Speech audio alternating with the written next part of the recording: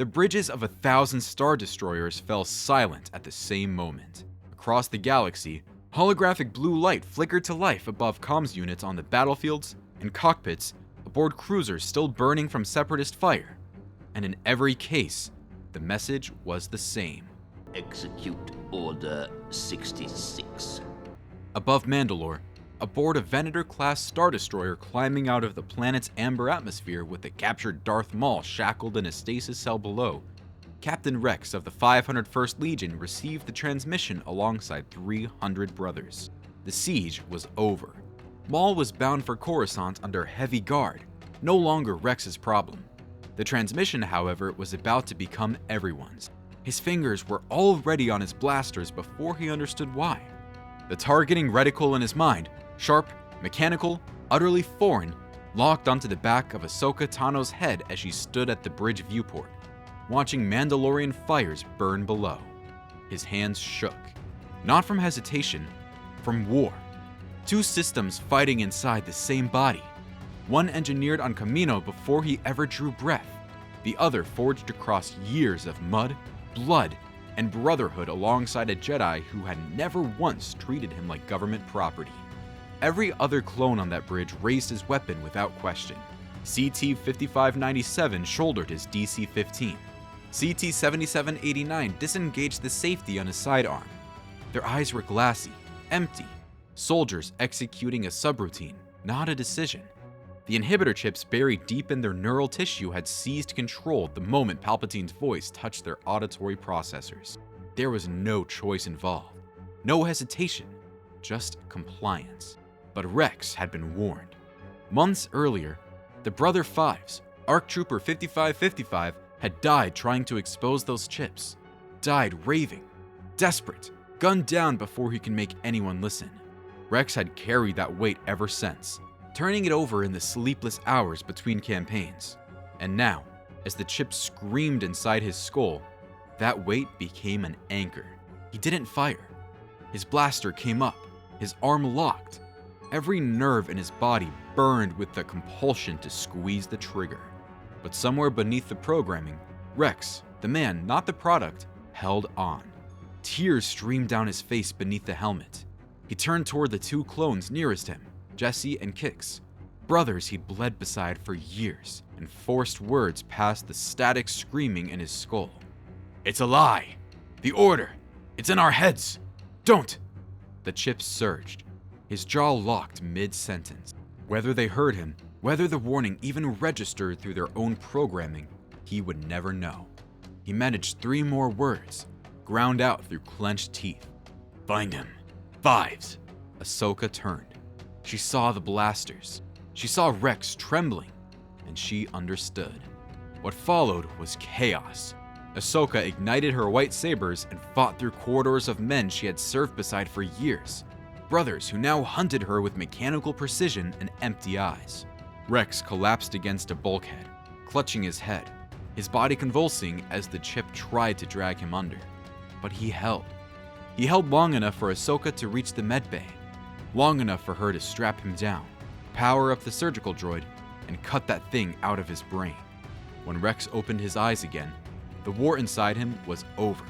But the war outside was just beginning. Enjoying our alternative Star Wars universe? Consider liking and hitting the hype button to show us your support. Don't forget to subscribe for more mind-bending tales from the Star Wars universe. In canon, Rex and Ahsoka fled. They faked their deaths, buried their identities, and disappeared into the margins of history. But not here. Rex sat up on that operating table with blood still wet on his temple and said something that changed everything. "We're not the only ones fighting it." He'd seen it. In the seconds before the chip dragged him under, he'd seen hesitation in other troopers, microstutters, half seconds of confusion before the programming took hold. Not resistance, exactly. Friction. The chips weren't perfect. They were organic technology, grown, not built. And some clones, especially veterans with deep bonds to their Jedi, experienced a lag before full compliance. Rex grabbed a comms terminal and sliced into Imperial military channels. What he found confirmed his instinct. Scattered reports across dozens of systems. Clones firing late. Clones freezing mid-execution. one unit on Kashyyyk that had simply stopped responding altogether. The chip worked. It worked on nearly everyone, but nearly left cracks, and Rex intended to blow them wide open. Ahsoka watched him work and saw something she recognized, the same fire that had burned in Anakin, the refusal to accept an impossible situation. She knew the risks. She also knew that walking away now meant abandoning every clone who might still be saved. They commandeered the Venator's long-range transmitter and sent a single encrypted burst across Republic, now Imperial, military frequency. Rex's voice, stripped of protocol, speaking soldier to soldier. "Brothers, the order was a lie. There are chips in your heads, implanted on Kamino before you were ever given a name. They used us. Find the chip, cut it out, and if you can hear this, you are not alone." The transmission lasted 11 seconds before Imperial encryption protocols shut it down. But 11 seconds was enough. 4 days after Order 66, Rex and Ahsoka tracked a distress signal to the agricultural moon of Raada, not yet the barren place it would become under Imperial occupation. A battalion of clones from the 212th Attack Battalion had cornered 2 surviving Jedi Knights in an irrigation complex. The Jedi were wounded, exhausted, fighting defensively. Rex arrived in stolen civilian transport, unarmed except for his sidearm, and walked directly into the kill zone. The clone commander on site, a Lieutenant Rex trained during the early Outer Rim campaigns, raised his rifle. "Stand down, Captain. You are in violation of Contingency Order 60. "I know what the order says." Rex cut him off. "I also know you didn't write it. None of us did." He pulled the surgical scar on his temple into view. "This is what they put in us. This is what's giving the orders, not you." Some of the troopers shifted, glanced at each other through identical visors. The chip didn't allow doubt, but Rex's words were creating cognitive friction, a contradiction between what the programming demanded and what their lived experience told them. These were men who had fought beside Jedi for 3 years. Men who had watched their generals take blaster fire meant for clones. The chip said enemy. Memory said brother. 3 troopers lowered their weapons. 7 more opened fire. What followed was the first clone-on-clone engagement in galactic history. Rex's handful of freed brothers against a chip-controlled platoon. It was short, brutal, and terrible in a way no battle Rex had ever fought could match. Every man on both sides wore the same face. Every casualty was a brother. When it was over, Rex knelt beside a fallen trooper, one of the ones who had fired on him, and removed his helmet. Same face, same eyes, just different war inside his head. They freed the 2 Jedi. One died of wounds within the hour. The other, a Catalan knight named Zara Vess, joined their cause. Rex now had 11 free clones, 1 Jedi survivor, and Ahsoka Tano, against the Galactic Empire. It was a start. Rex's broadcast rippled outward like shrapnel. Most clones never heard it. Imperial comm scrubbers caught the signal quickly, but enough did. Over the following weeks, small groups began appearing at drop-dead coordinates Rex had encoded in the transmission subcarrier wave. They came in 1s and 2s. A sharpshooter from the 41st Elite Corps who had woken mid-execution and couldn't pull the trigger on a Wookiee youngling. A pair of medics from the 327th Star Corps who had removed each other's chips with field surgery kits and hands that wouldn't stop shaking. An ARC trooper from Kamino's last graduating class who had never even met a Jedi but heard Rex's message and decided that a man should get to choose who he kills. Not all arrivals were clean. Some clones came with their chips still alive, sent by Imperial handlers to infiltrate. Rex developed protocols for that: sedation, scanning, surgical removal. Every new brother earned his freedom on an operating table. Across the galaxy, Commander Cody of the 212th heard Rex's transmission on a delay, replayed from a captured datapad by a junior officer who thought it was a curiosity. Cody listened to Rex's voice, a voice he'd known since their earliest days in the Tapoka City training halls, and felt nothing. The chip held. Duty held. He filed a report and forwarded the transmission to Imperial intelligence. But late that night cycle, alone in his quarters aboard an Imperial cruiser orbiting Utapau, the world where he had ordered his own men to fire on General Kenobi, Cody played the message again, and and sat in the dark for a very long time. Emperor Palpatine did not tolerate insurrection. He had spent decades engineering the fall of the Republic, manipulating the Clone Wars from both sides, orchestrating the Jedi's destruction with surgical precision. A handful of defective clones was not a strategic threat, but it was an ideological one, and Palpatine understood ideology better than anyone alive. He summoned Darth Vader. The briefing was clinical. A rogue clone captain, a former Jedi, scattered defectors. Palpatine framed it as pest control, beneath Vader's station but necessary, given the clone captain's potential to inspire further defections during the Empire's fragile consolidation period. Vader accepted the mission without comment, but when he reviewed the intelligence file and saw the designation, Captain CT-7567 501st Legion, something shifted behind the mask, a flicker of recognition that the respirator cycled through before it could become emotion. Rex had been his captain, Anakin Skywalker's most trusted soldier, the man who had held the line on Christophsis, Umbara, Anaxes, every hellhole the Republic had thrown them into. Vader remembered. The suit couldn't burn that away, much as its wearer might wish it could. Vader's first strike came swift and surgical. An Imperial purge team hit a Brotherhood way station in the Bothan sector, killing 14 freed clones and the Nautolan Jedi Knight Zara Vess, who had stayed at her post coordinating the evacuation until the last transport cleared. Rex received word 2 days later. He read the casualty list twice, set it down, and said nothing for a long time. Then, he ordered the remaining cells to scatter and consolidate on a single hidden world in the Outer Rim. Vader took a detachment of clone stormtroopers. The Empire's transition to human conscripts had only just begun, and set course for the Outer Rim. The hunt for Captain Rex was personal, whether Vader admitted it or not. By 18 months after Order 66, Rex's rebellion had grown to nearly 400 freed clones operating from a hidden base on Seelos, a dust-scoured Outer Rim world too barren for the Empire to garrison. They called themselves the Brotherhood, though there is no formal structure. Rex resisted hierarchy. He'd had enough of command chains that turned men into instruments. Ahsoka, meanwhile, had begun operating independently, slipping into Imperial systems under false identities, gathering intelligence, building contact networks.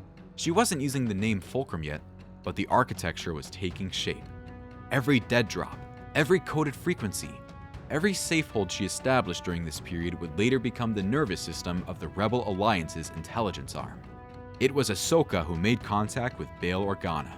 The senator from Alderaan had been quietly opposing the Empire since its first day, funding dissidents, sheltering fugitives, laying groundwork for something larger.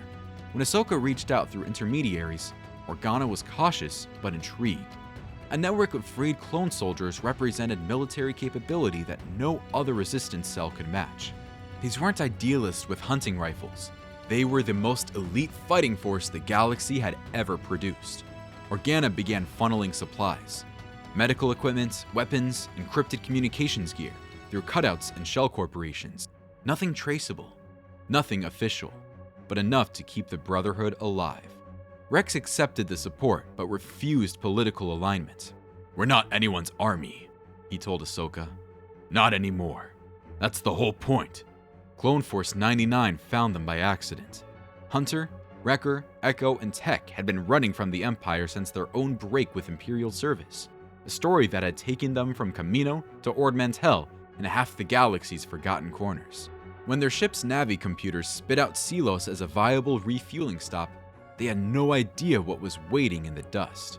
Rex met them at the perimeter. He and Echo embraced, two brothers who had fought side by side from the Citadel to Anaxes, separated only when Echo had chosen to walk a different road with Clone Force 99. Rex had always known he'd see his old ARC trooper again. He hadn't expected it to be on a dust ball at the edge of a dying galaxy. The reunion was warm. What followed was not. Hunter didn't want a rebellion. He wanted survival. His priority was Omega, keeping her safe, keeping her hidden, keeping her out of the war that had consumed every other clone's life. Rex understood that impulse. He respected it, but he also saw what Hunter couldn't, that hiding only worked until the Empire decided to look.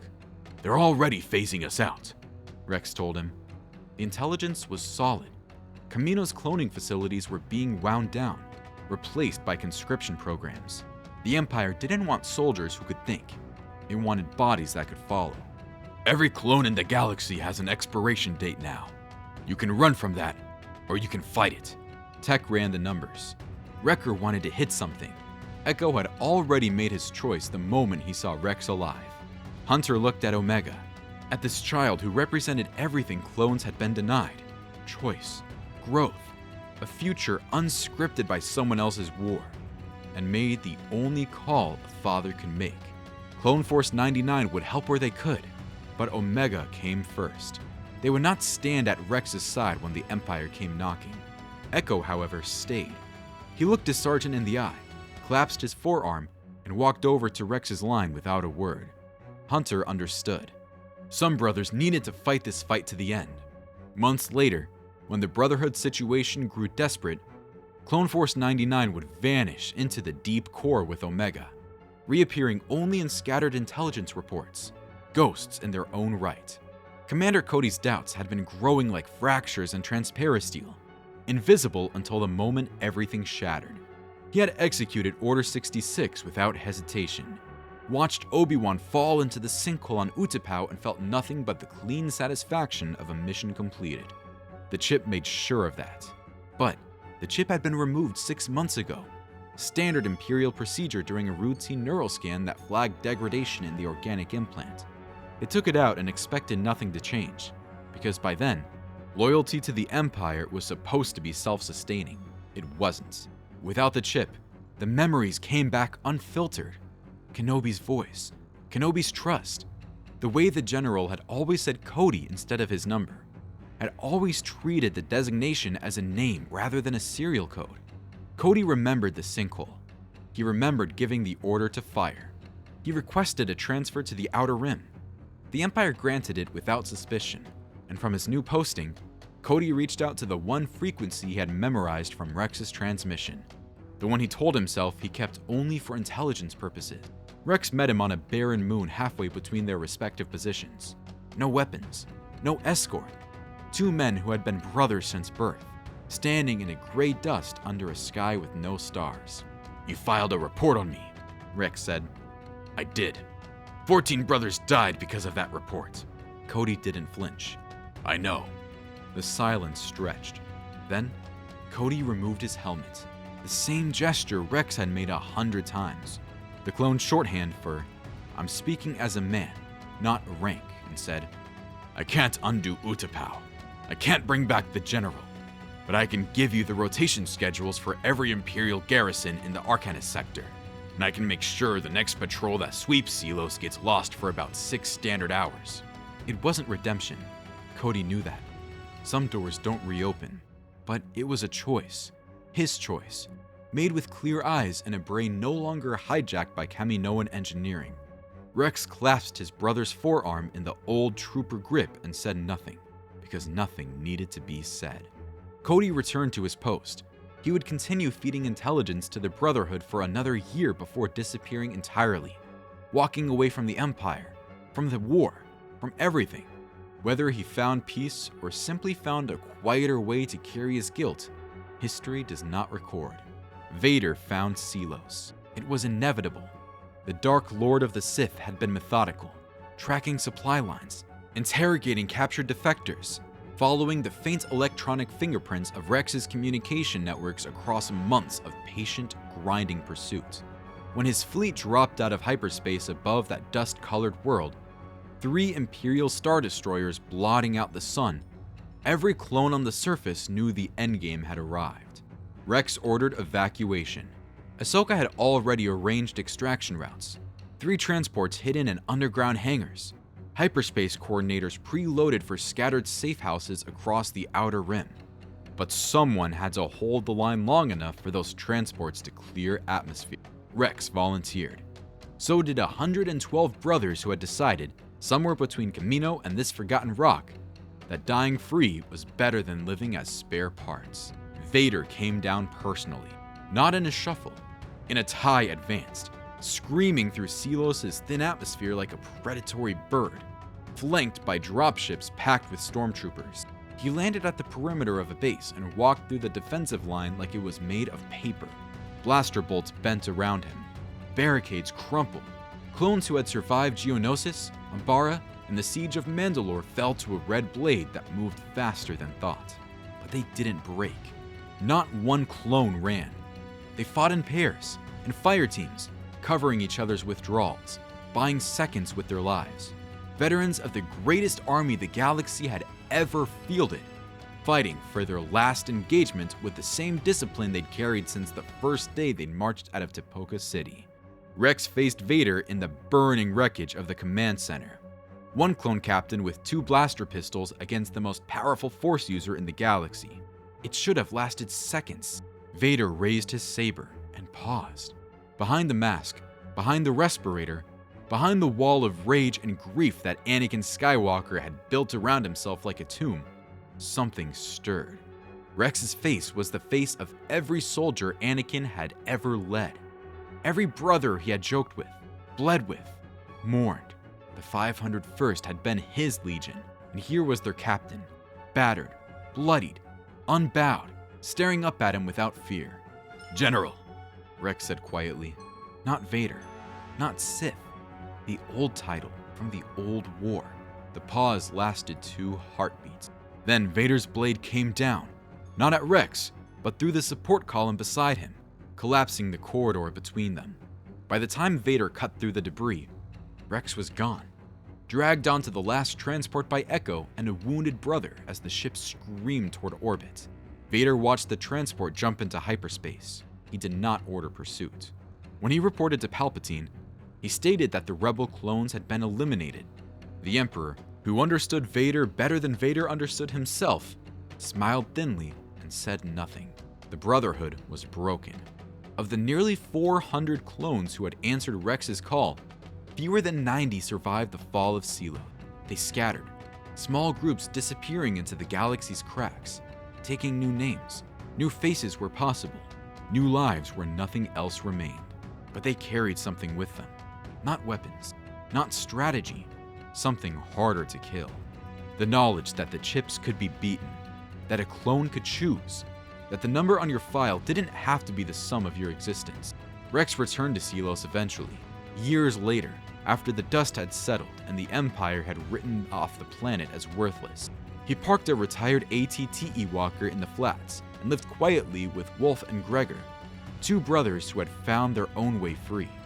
He grew old in a way clones were never designed to, slowly, peacefully, watching dust storms roll across a world the Empire had forgotten. When a young rebel named Ezra Bridger found him there, Rex was ready to fight again, on his own terms, for a cause that finally had a name. The Rebel Alliance didn't know it, but its roots ran deeper than Bail Organa's Senate floor speeches or Mon Mothma's political maneuvering. Its roots were in the mud of Seelos, in the blood of brothers who chose to be men. Ahsoka became Fulcrum, the ghost in the machine, the intelligence operative whose network could guide the rebellion through its darkest years.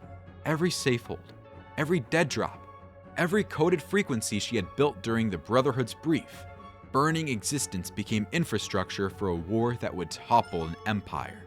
And somewhere in the galaxy, on a world with no name worth remembering, a former Imperial commander sat alone and listened to an old transmission. Rex's voice, 11 seconds of static-laced defiance playing on a loop. "Brothers, the order was a lie." Commander Cody closed his eyes and let the words wash over him like absolution he knew he didn't deserve. But he listened anyway, because listening and choice, brutal, terrifying, sacred choice, was the only thing that had ever separated a soldier from a slave. The first rebellion wasn't built in Senate halls or funded by aristocrats. It was built by men grown in tubes on a water world, men designed to obey, engineered to comply, and brave enough to refuse. Their names were numbers. Their faces were identical, and their legacy was freedom. If you enjoyed this journey into an alternative Star Wars universe where destiny takes unexpected turns and balance means something entirely different, make sure to subscribe to our channel. We explore the infinite possibilities hidden within the galaxy far, far away. asking the questions that reshape everything you thought you knew. The Force has many paths. Come discover them with us.